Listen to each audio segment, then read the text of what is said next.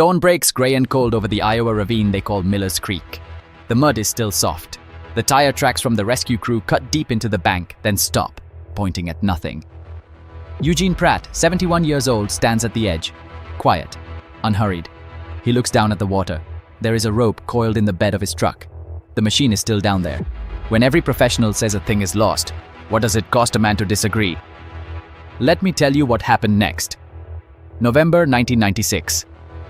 The creek bank on the south side of Miller's Creek had been soft for 3 weeks before anyone with authority admitted it was dangerous. A slow, cold rain had been working the Iowa soil since late October, the kind of rain that does not announce itself. It just arrives and stays, pressing water down through clay layers that have held firm for decades until, one Tuesday morning, they do not hold anymore. The Caterpillar 330 excavator was working a drainage project for the city of Mill Haven, a mid-size Iowa municipality that had contracted the machine and its operator, a 34-year-old equipment hand named Dale Schutte, to clear a collapsed culvert roughly 60 feet upstream from the main road crossing. Dale Schutte had been running heavy iron for 11 years. He knew the feel of ground that was thinking about moving. He told his site supervisor, a man named Ron Kepler, that the south bank felt wrong under the machine's tracks. Kepler looked at the schedule. He told Schutte to finish the culvert section before pulling back. At approximately 7:40 in the morning, the south bank of Miller's Creek moved. Not all at once. First a shudder, the kind Dale Schutte later described as feeling like the earth exhaled. Then the track on the left side of the Cat 330 dropped 4 inches into a new void. Then the void became a channel. Then the channel became a slide, and 40 feet of Iowa riverbank peeled away from itself and carried the Caterpillar 330, all 73,000 pounds of it, a machine worth $200,000 in 1996 money, down into the creek bed below. Dale Schutte got out. That detail matters. He read the shudder correctly, swung the cab door, and stepped onto the bank with about 4 seconds to spare before the slide accelerated. He stood on solid ground and watched $200,000 of city-contracted iron tip sideways, drop, and come to rest on a shelf of exposed limestone at the bottom of Miller's Creek. The boom arm jutting upstream at a broken angle, the cab half submerged, the machine sitting in roughly 3 feet of moving water with its left track buried under the slide debris. The creek did not stop. Water moves around obstacles. Within an hour, silt and gravel were already packing in around the undercarriage. Mill Haven's Public Works Department sent a crew by noon. 4 men, 2 flatbed trucks, and a spool of 3/4-inch steel cable. The foreman on that crew was a man named Gary Tillotson. 22 years with the city, broad-shouldered, methodical, the kind of foreman who writes everything in a spiral notebook and dates every entry. Gary Tillotson walked the bank, looked at the machine, looked at the angle of the slope, looked at the cable spool, and started doing math in his head. The Cat 330 was not simply sitting at the bottom of a hill. It was sitting on a limestone shelf that angled slightly back toward the creek, meaning any straight pull from the bank above would drag the machine laterally across the rock before it could lift.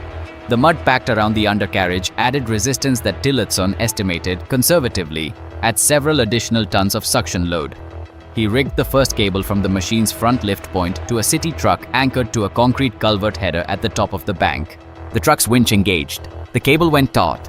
It held for about 90 seconds before the first snap, a sound Dale Schutte, still on site, later described as a rifle shot echoing off the ravine walls. The second cable was heavier. Tillotson doubled the anchor point, running a chain around the culvert header and a mature oak tree 12 feet back from the bank edge. The winch engaged again. The Cat 330 moved, perhaps 8 inches, a slow grinding lurch across the limestone, before the second cable parted at the machine side shackle. The shackle did not break. The cable end pulled through it, the swaged fitting deforming under load until the wire strands separated one cluster at a time, and then all at once. The third attempt used both trucks in tandem, cables run in parallel to a fabricated spreader bar that Tillotson's crew bolted to the machine's boom base. By this point, it was mid-afternoon. The creek was rising slightly with the afternoon runoff. The water around the Cat 330's cab was now closer to 4 feet. Tillotson's notebook entry for 3:18 p.m. reads, according to the Mill Haven Public Works incident report filed that December, simply, third cable failure, machine shifting downstream, abort recovery, unsafe conditions. Gary Tillotson declared the Caterpillar 330 unrecoverable on site. The formal recommendation he submitted to the city the following morning cited slope instability, cable load limits, and the downstream shift of the machine as evidence that further attempts risked additional equipment loss and crew injury. The city's insurance carrier agreed. The machine was written off. A salvage notation was entered into the public works ledger. The plan, such as it was, involved waiting for a dry summer, reduced water flow, and a reassessment. Language that, in municipal bureaucracies, often means the problem is being filed rather than solved. The trucks left. The cable spools went back on the flatbeds. Gary Tillotson drove back to the Millhaven Public Works yard, parked, and wrote the date at the top of a new page in his spiral notebook. The Cat 330 stayed at the bottom of Miller's Creek. Dale Schutter drove home, showered, and sat at his kitchen table for a long time. He had 11 years of experience telling him the machine was gone. He had the sound of 3 snapping cables replaying in his memory.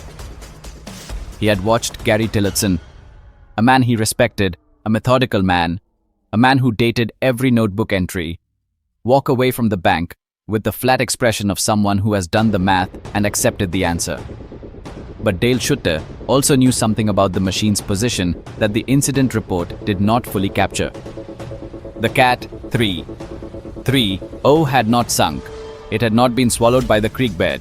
It was sitting on limestone, solid, unmoving limestone. The machine was submerged and mud-packed and cable broken, but it was resting on a foundation that was not going anywhere. That detail would matter later. It would matter enormously.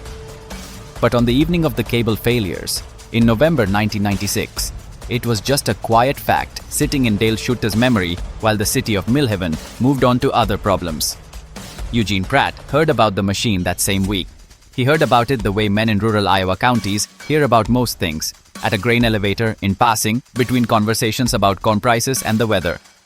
Someone mentioned the slide, someone mentioned the cables, someone mentioned that the city had written it off. Then he said nothing in response. He just listened. And somewhere in the back of his mind, behind 71 years of accumulated knowledge about rope and load and the particular stubbornness of machines that are resting on solid ground, something began to turn over. He had a rope in his truck. He had something else too. Something that had been in his family since before he was born. Something his grandfather had used to move things that other men said could not be moved. What that was, and what Eugene Pratt knew about the geometry of a ravine wall that Gary Tillotson's crew had never considered, is where this story goes next. Now let me take you back to the morning Eugene Pratt pulled up to Miller's Creek. It was 5:30, the sky still a flat iron gray, and he was not driving a wrecker. He was not hauling a hydraulic crane on a flatbed. He was driving a 1963 Oliver 1800 with a cracked fender and a PTO shaft that squealed every time it engaged. And behind him, rattling in the bed of a rusted pickup truck that his son-in-law had been threatening to junk for 3 years, was a bundle of chains that looked like they belonged in a maritime museum. Those chains had belonged to Eugene Pratt's grandfather, not his father, his grandfather, a man who had worked timber in eastern Tennessee in the early part of the 20th century, who had used those same links to move white oak logs that weighed more than some of the houses being built around them. The chains were hand-forged, thick-linked, dark with a century of oxidation, and they had been oiled and coiled and stored in a corner of Eugene Pratt's equipment shed for as long as Eugene could remember. Most of the men who had ever visited that shed had looked at those chains and assumed they were decoration, antiques, the kind of thing a man keeps because his grandfather kept it. Eugene Pratt, who was 67 years old that morning and wore the same canvas jacket he wore every morning from October through April, knew differently. He had been listening to his police scanner the night before when the first calls came in about the Caterpillar 330. He had heard Gary Tillotson's crew call off the recovery. He had heard the phrase, insufficient purchase angle, used twice. And when Eugene Pratt heard that phrase, he did not shake his head or go back to sleep. He got up, walked out to his equipment shed in the dark, and started untangling those chains by the light of a single work lamp. Because Eugene Pratt understood something about the geometry of a ravine wall that Gary Tillotson's professionally certified, commercially insured, hydraulically equipped crew had apparently never been taught. And it all came down to a concept so old that the ancient Greeks had a name for it. A block and tackle rig. Specifically, a gun tackle configuration that Eugene's grandfather had shown him on a cold November morning in 1971, using a fence post, a coffee can of hardware, and a piece of rope that smelled like pine resin. Here is what a gun tackle actually does, because this is the part that changes everything. When you rig a block and tackle system with 4 passes of rope or chain through a set of pulleys, you are not just redirecting force, you are multiplying it. The mechanical advantage in a 4-pass gun tackle configuration is 4-to-1. That means for every single pound of pull your anchor machine generates, 4 pounds arrive at the load. The physics are not magic, they are geometry. They are the same geometry that let ancient Egyptian workers move multi-ton limestone blocks with nothing but rope, wood, and the understanding that a straight pull is almost never the most efficient pull. Eugene Pratt's Oliver 1800 produced 40 horsepower at the drawbar. 40. That is a modest tractor by any measure. The kind of machine a modern operator might use to mow a large property or run a small hay baler. Gary Tillotson's crew had looked at that ravine and calculated that they needed something with far more raw displacement to break the suction and move the mass of the Caterpillar 330. They were thinking in terms of horsepower. Eugene Pratt was thinking in terms of mechanical advantage. 40 horsepower through a properly rigged 4-pass gun tackle becomes, at the load point, the equivalent of 160 horsepower of applied force. 160. From a tractor that was older than most of the people standing on that creek bank watching. But the rigging was only half of what Eugene Pratt brought to Miller's Creek that morning. The other half was the oak tree and the decision of where to stand. There is a white oak on the eastern bank of Miller's Creek, roughly 40 meters upstream from where the Caterpillar 330 went down. That is somewhere between 90 and 110 years old depending on which county extension agent you ask. Its trunk at chest height measures nearly 2 meters in circumference. Its root system runs deep into the clay shelf above the ravine wall, anchored by decades of growth into ground that does not move. Gary Tillotson's crew had set up their recovery attempt from the road-level access point, which meant they were pulling at an angle that fought the creekbed geometry on every inch of travel. They were pulling against the slope, against the suction, and against the weight simultaneously, with no multiplication of force and no favorable geometry. Eugene Pratt looked at that oak tree and saw something different. He saw an anchor point. He saw a redirect. He saw the first fixed point of a rigging system that his grandfather had taught him to build in his head before he ever touched a chain. He backed the Oliver 1800 to a position on the upper bank, maybe 15 meters from the tree. He ran his grandfather's chains, those heavy, hand-forged, century-old links, from the tractor's drawbar to the base of the oak, looped and secured with a rigging technique that the timber workers of eastern Tennessee had been using since before the First World War. Then he rigged his block and tackle from the oak to the load point on the Caterpillar 330, running the chain through the pulley blocks in the 4-pass gun tackle configuration, checking each pass by hand, the way his grandfather had shown him, feeling for any kink or cross-link that could fail under load. The people watching from the road did not understand what they were seeing. One of them later said it looked like an old man decorating a tree with junk. Another said he thought Eugene was setting up some kind of fence repair. Gary Tillotson, who had come back to the site that morning out of professional curiosity, stood at the edge of the road with his arms crossed and said nothing, which is its own kind of answer. Now here is the obstacle that nobody had named out loud yet, and it is the one that had defeated the crew the night before, without them ever fully understanding why.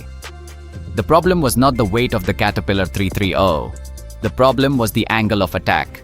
Every cable Tillotson's crew had rigged ran at a steep diagonal from the road-level anchor straight down to the machine, which meant the first direction of travel for the Cat 330 was not up the slope but sideways across the limestone shelf. Each pull sheared the machine laterally before it could climb. The Swaggart fittings and shackles failed not because the cable was undersized, but because the geometry was working against the direction of intended movement at every stage. The machine was being asked to do 2 things at once: slide and climb, and it could not do both. That is the obstacle Pratt had identified in the dark, alone, before a single chain was uncoiled. His decision was to eliminate the lateral component entirely. By positioning the Oliver 1800 and the oak anchor at a specific offset angle from the machine's resting position on the limestone shelf, Pratt ensured that the first direction of pull was along the plane of the shelf rather than across it. The machine would move in the direction it was already inclined to move before it was asked to climb. That single decision, where to stand, not how hard to pull, was the difference between the outcome of the night before and what was about to happen. Eugene Pratt climbed back onto the Oliver 1800. He engaged the PTO. It squealed the way it always did.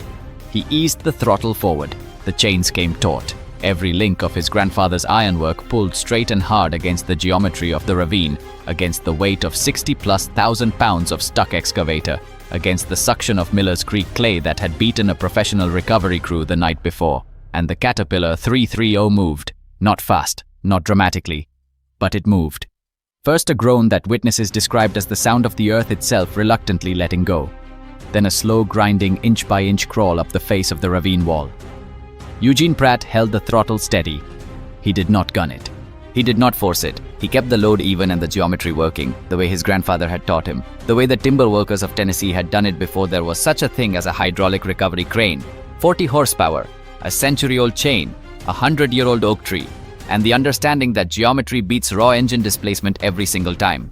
The John Deere 4440 was introduced in 1977, and by 1978 it had become one of the most sought-after row crop tractors in the American Midwest. 130 horsepower, quad-range transmission, sound guard cab with a pressurized interior that kept the dust out, and the operator comfortable enough to run 12 and 14-hour days without destroying himself. For a certain generation of American farmer, the men who had come up through the 1960s on smaller equipment and watched the consolidation era arrive like a weather system they could not stop, the 4440 was the machine that said you had made it. It was the machine that said your operation was serious, that you were farming at scale, that you were not going to be swallowed by the neighbor who had bought the next section over. A new John Deere 4440 in 1978 cost somewhere between $22,000 and $26,000 depending on configuration and dealer. In 1982, the year that a 4440 went into Miller's Creek, that same machine, used 4 years on the clock, some hours on the engine, was worth between $14,000 and $18,000 on a good day, in a market where good days were becoming increasingly rare. Now here is the number that makes your stomach drop. In 1982, the average interest rate on a farm operating loan in the United States was 16.5%. Some borrowers were carrying rates as high as 18 or 19%, depending on their lender and their credit history. The Federal Reserve had driven rates to historic highs in its effort to break the inflation of the late 1970s, and American farmers, who had been encouraged throughout the 1970s to borrow heavily, to buy land, to expand, to feed the world, were now sitting under debt loads that had been calculated at 8 and 9% interest and were suddenly being serviced at more than twice that rate. And the corn price. The corn price in 1982 was $2.68 per bushel, $2.68, for a bushel of corn that cost somewhere between $2.20 and $2.50 per bushel to grow, depending on your land cost, your input costs, your equipment depreciation, and the interest you were paying on the money you had borrowed to plant it. The margin, if you can call it that, was thin enough to read a newspaper through. Some operators were losing money on every bushel they brought to the elevator and making it up on volume, which is not a business model. That is a countdown. The man who owned the John Deere 4440 that went into Miller's Creek, his name was Raymond Cutler, and he had been farming the same 420 acres in that county since 1969. Was not a careless man. He was not a reckless man. He was a man who had done the math the way every small operator did the math in 1982, which is to say, he had done it carefully, and the math had come out frightening, and he had gone to work anyway because what else do you do when the land is yours and the crop is in the ground and the loan payment is due in November? Raymond Cutler was 53 years old that year. He had one tractor, not a fleet, not a backup machine sitting in a second shed. One tractor, the 4440. That was his operation. That was the equipment that planted the corn, cultivated the corn, and harvested the corn. That was the machine that ran the grain auger and pulled the grain cart and did every piece of mechanical work that 420 acres of row crops requires across a 12-month calendar. The 4440's sound guard cab, its quad-range gearbox, its dual rear hydraulic outlets, every system on that machine was maintained by Raymond Cutler himself, because a service call from the John Deere dealer in Millhaven ran $45 an hour in 1982, and Raymond Cutler did not spend $45 an hour on anything he could fix with his own hands and a set of factory service manuals he had ordered through the mail in 1979. When that tractor went into Miller's Creek in the early hours of a November morning, the specific circumstances of how it got there are a separate story, and a complicated one. Raymond Cutler did not call Gary Tillotson's recovery crew because he wanted his equipment back. He called them because without that tractor, there was no spring planting. Without spring planting, there was no 1983 crop. Without a 1983 crop, there was no cash flow to service the operating loan. Without cash flow to service the operating loan, the bank had a conversation with Raymond Cutler that ended with Raymond Cutler no longer farming 420 acres in that county. That is what was at the bottom of Miller's Creek. Not just a tractor, a farm, a livelihood. 41 years of a man's working life, represented in $14,000 to $18,000 of green iron sitting in creek bed clay. Gary Tillotson's crew understood the mechanical problem. They understood the weight, the suction, the angle, the insufficient purchase. What they may not have fully understood, what the invoice and the liability calculation and the professional risk assessment does not always account for, is what the machine meant to the man who owned it. Because for Raymond Cutler, there was no version of this story where he walked away and filed an insurance claim and ordered a replacement. The insurance on a farm tractor in 1982 was not always comprehensive. Deductibles were real, replacement timelines were real, and even if the insurance paid out, even if the check arrived in 6 weeks, Raymond Cutler had a planting window that opened in late April and did not wait for paperwork. Small operator math is not the same as fleet operator math. A company running 12 machines can absorb the loss of one. They file the claim, they shuffle the schedule, they pull a unit from another job. The operation continues. Raymond Cutler's operation was the machine. Lose the machine, lose the operation. It is that simple, and it is that brutal. And in 1982, it was happening to farm families across the Midwest with a frequency that the national news was only beginning to understand. The farm crisis of the early 1980s would eventually claim more than 200,000 American farm operations. 200,000. Farms that had been in families for 2 and 3 generations, gone. Land consolidated into larger holdings. Communities hollowed out. The particular kind of knowledge that lives in a man like Raymond Cutler, the knowledge of a specific piece of land, its drainage patterns and its soil variability, and the way the creek runs in a wet spring, that knowledge does not transfer to a corporate balance sheet. It just disappears. Raymond Cutler was standing on the bank of Miller's Creek when Eugene Pratt's Oliver 1-800 engaged those grandfather chains, and the 444 began to move. He had been there since before dawn. His canvas jacket was dark with creek bank moisture. He did not cheer. He did not pump his fist. People who were there that morning said he just stood with his arms at his sides watching, the way a man watches something that he has already decided he cannot afford to lose. When the John Deere 4440 reached the top of the bank and settled onto level ground, Raymond Cutler walked over to it, put his hand on the hood, and stood there for a moment with his eyes closed. Nobody took a photograph of that. Nobody needed to. The 4440 would need work. The engine had taken on water and the electrical system had suffered, but the block was intact, the frame was straight, and a good mechanic, which Raymond Cutler was by necessity, could bring it back. He did. He planted in April 1983. He made it through that year, and the year after, and the year after that, which is more than 200,000 other operators could say. Eugene Pratt did something before he touched a single piece of equipment that morning that the professional crew had never thought to do. He walked the slope, alone, in the gray pre-dawn light, with the rest of the crew standing back near their trucks drinking coffee and watching him with the particular mixture of skepticism and curiosity that men reserve for someone who has just told them everything they did was wrong. Pratt walked the wall of that ravine the way a surgeon reads an X-ray before picking up a scalpel. Not fast, not with any visible urgency. He moved laterally across the face of the slope, maybe 30 feet in one direction, then angled upward, then crossed back the other way. A zigzag. His boots pressed into the soft earth at each step and he paused, tested the ground with his weight, and moved on. He did this for nearly 20 minutes. Nobody said a word to him. Even the foreman, whose professional verdict had already been delivered the night before, stayed quiet.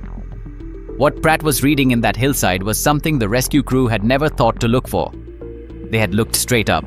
They had measured the vertical distance between the John Deere 4440 sitting in the mud at the bottom and the flat ground at the top, and they had calculated the force required to overcome that distance in a straight line. That calculation had beaten them. The slope was too steep, the clay too slick, the angle too punishing. Every cable they had rigged had pulled against the full weight of the machine at the worst possible geometry. Pratt was not looking for the shortest line. He was looking for the least brutal one. The zigzag route he identified that morning was not a straight pull up the ravine wall. It was a traversing path, a series of diagonal angles across the face of the slope that climbed gradually rather than attacking the grade head-on. The same principle a mountain road uses when engineers refuse to drive a highway straight up a cliff face. You trade distance for angle, you make the machine travel farther, but you never ask it to fight gravity at its worst. He staked his anchor points before he rigged a single cable.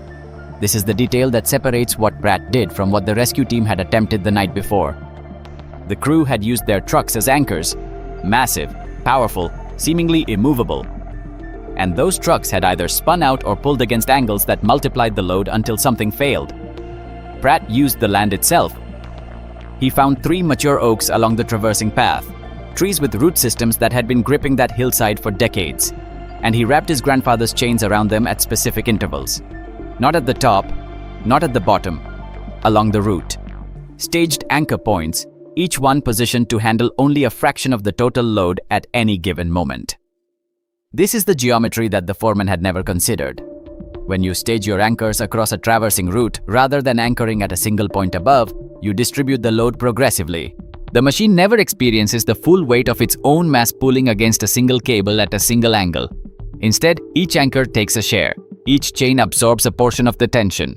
The load moves through the system the way current moves through a circuit, spread across multiple paths, rather than concentrated at one point until it burns through. And here is where Pratt's choice of chain over steel cable becomes critical, because this is the failure mode that almost nobody talks about until they have seen it happen. Steel cable under extreme tension does not break the way a rope breaks. It does not fray and part gently. When a steel cable reaches its failure point and snaps, it releases all of that stored elastic energy instantaneously.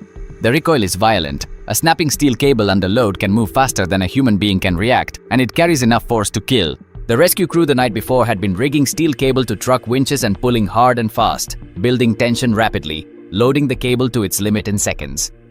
Every one of those attempts was a near miss that nobody fully recognized as one. Pratt rigged his grandfather's chains, heavy, inelastic, with almost no stored spring energy, specifically to eliminate that failure mode.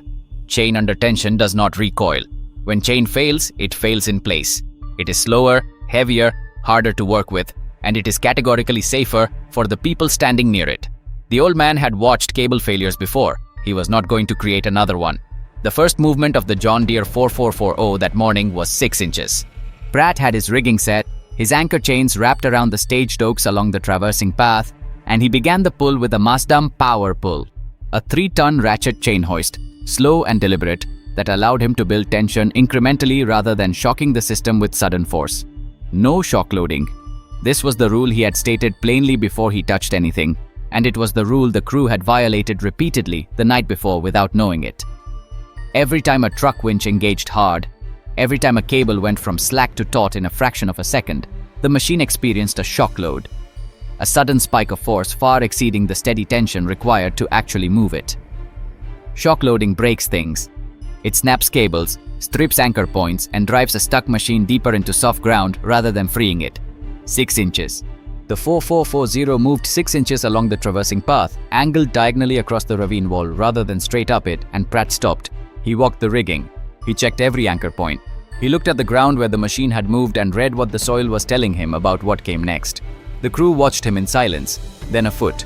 The machine moved a full foot along the diagonal, and the sound it made coming out of the clay was different from the sounds it had made the night before. Less violent, less like something tearing, more like something releasing.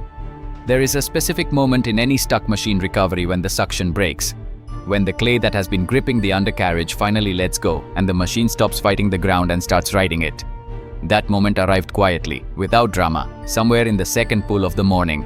And then the 4440 was moving, not fast, not in a straight line. It traversed the ravine wall in the zigzag path Pratt had walked in the grey light before anyone else was ready, moving from anchor point to anchor point, the chains taking the load in sequence, the angle of pull staying manageable at every stage. The machine climbed the way water finds a hillside, not by forcing its way through the steepest grade but by finding the path where the grade cooperates. The crew had stopped drinking their coffee. They were watching Pratt work with the focused attention of men who have just realized they are seeing something they did not know existed an hour ago. The foreman stood near his truck with his arms crossed, not speaking. The John Deere 4440 crested the lip of the ravine in the early morning light, all 4 tires finding flat ground. The engine still cold and silent, the mud on its undercarriage catching the first pale light of the day. Eugene Pratt walked up behind it, checked the final anchor chain, and began unwrapping it from the last oak with the same unhurried deliberateness he had brought to every other part of the morning. He had not raised his voice once. He had not rushed. He had not used a single truck. When the rescue crew came back at first light to assess the situation, they found the ravine empty and the John Deere 4440 sitting on level ground at the top. The broken cables from the night before were still down there in the bottom of Miller's Creek, tangled in the clay where they had failed. Pratt's grandfather's chains were already coiled and loaded back into his truck. Gary Tillotson stood at the edge of the road for a long moment, looking at the empty creek bed, and said nothing. His professional verdict had been overturned not by argument, not by a bigger machine, not by a louder voice, but by a 71-year-old man who had walked a hillside in the dark and understood what the ground was willing to give. In the months that followed, men from 3 counties came quietly to Eugene Pratt's equipment shed with stuck machine problems that their dealers and their recovery crews had given up on. They did not call ahead, they just drove out. Pratt had the chains, the knowledge, and the particular patience of a man who had stopped asking for permission decades ago. He helped them, every one of them. And the question planted at the beginning of this story, when every professional says a thing is lost, what does it cost a man to disagree? Turns out to have a simple answer. It costs nothing. The geometry was always there. Most men just never walk the slope. If you like this story, there are more like it here.